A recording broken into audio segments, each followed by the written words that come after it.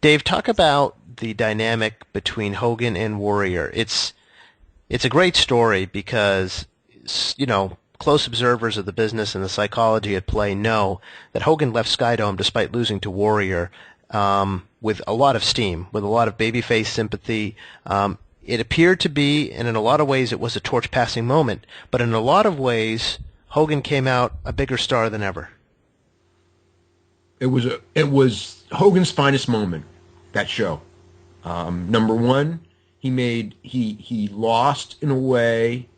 It wasn't the losing, but it was the post-match of the losing and his facials. And I mean, number one was I think it was one of the greatest performances of Hogan's career because Warrior was very, very limited what he could do. And I mean, I know everyone in wrestling thought this match was going to suck. Now they again laid everything out move for move ahead of time.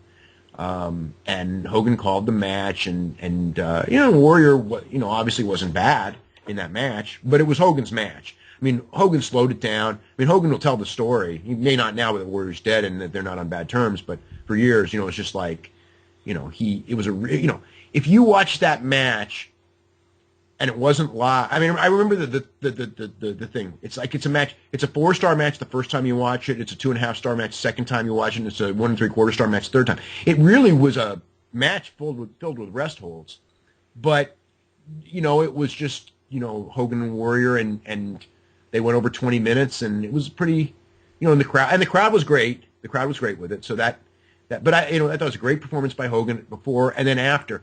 Hogan in his mind, I mean, you can put a guy over, and you can pass the torch, and that was the script, was to do that. And Hogan changed the script, and it wasn't Vince's idea. Hogan made the script. It was all about Hogan when it was over. It was like, wow, wasn't Hogan magnanimous? Wasn't Hogan a great guy? And then poor Warrior had to go out and draw, and he couldn't draw after that. And it got Warrior's title run off cold.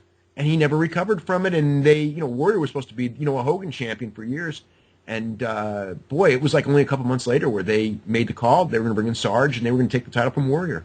So just to be clear, Dave, a lot of this was laid out, but what wasn't laid out was Hogan doing the emotional go retrieve the belt and hand it to Warrior, or that was planned. He may have. I mean, I don't know that him giving Warrior the belt wasn't planned. But I do know that the exceptional facials to steal the spotlight and to make it all about Hogan and not about Warrior, that absolutely was not what was supposed to happen.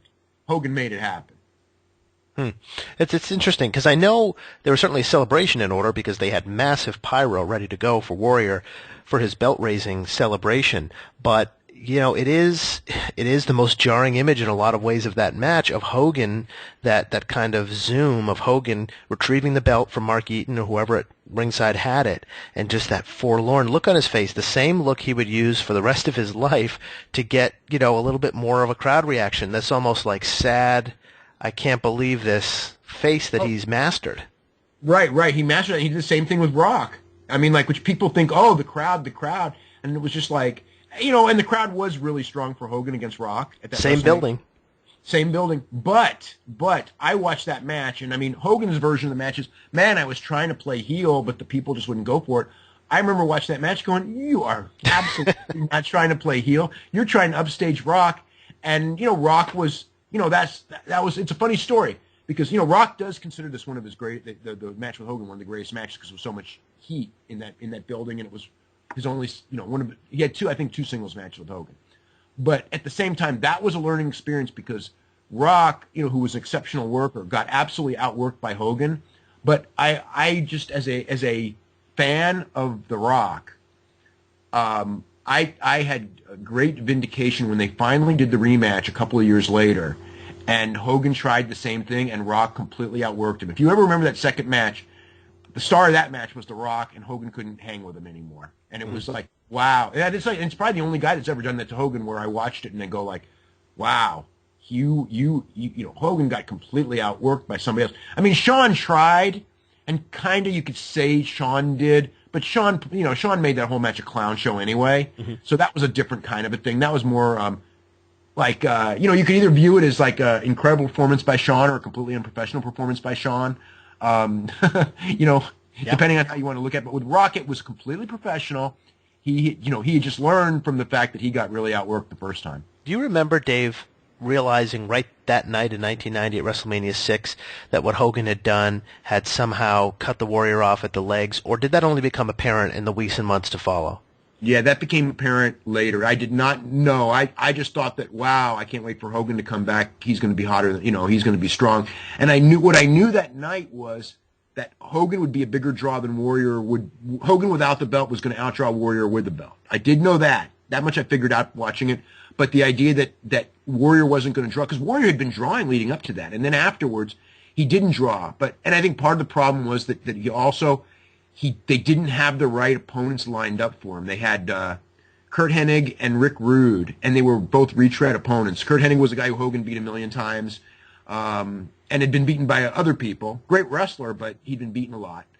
And then Rude, Warrior had gone through him in a program. I mean, Rude was the only guy ever to beat Warrior on a big stage, at the, I think it was a SummerSlam one year, to get the Intercontinental title. But Warrior had won that feud as well. So it was retread opponents. They didn't really draw that well. And then Hogan came back and it was big again. So it was really clear that, Warrior, that was the year that they made Warrior and Sting champions, and that, from the two legends, from Hogan and Flair. And, they both didn't have the promo ability of their predecessors. And they both didn't have the working ability of their predecessors. And all the people involved in the company thought young and good looking, and our business is gonna, we're gonna turn around, and these guys are gonna be the next Hogan, and the next Ric Flair, and it didn't work in either case. We're coming off Hulk Hogan starring in No Holds Barred, and the WWF bringing in Zeus as a heel to work with him as kind of like a, Tiny Lister, kind of a combination of promotion and getting some more out of the dynamic that movie portrayed. There's been a story that's floated around that at one point the WWF considered Hogan versus Zeus for the WrestleMania 6 main event. Anything to that? Absolutely, yes. It was considered, but I think that the feeling was that they couldn't protect Zeus enough to risk a single match. Interesting. So, Warrior, in his crowning achievement moment, was not this no-brainer, only option, what we've got to do thing for WrestleMania 6. There was... No. It was a decision made. I wouldn't say late. I mean, it was made several months ahead. But like a year earlier, no. The idea of the baby. I don't think the idea of the babyface was something that they wanted to do. And then I think they took this idea of, well, Hulk's going to be gone, and since he's going to be gone, you know what I mean. At that point, I think that it was like, well, we got to make a new champion, and their choices were to go with the heel, and Hogan can come back and vanquish him. And I think that the feeling was, well, Warrior's the next guy, and Vince was looking for the next guy at this point. Hulk's 37 years old, 36 years old, and Vince was more cognizant of age than anyone else in the world. When it came to this stuff.